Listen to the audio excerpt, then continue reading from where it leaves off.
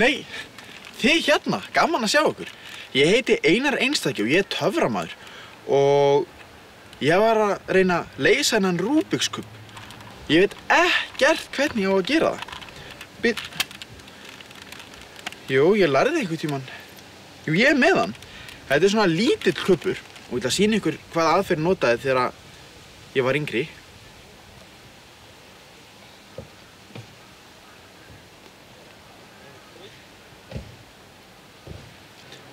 Þannig að núna er kubburinn orðinn heill.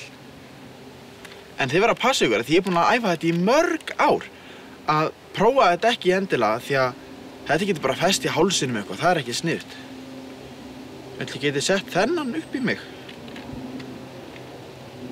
Nei, ég nota bara gömlu aðferðina. En gaman að sjá okkur, takk í dag.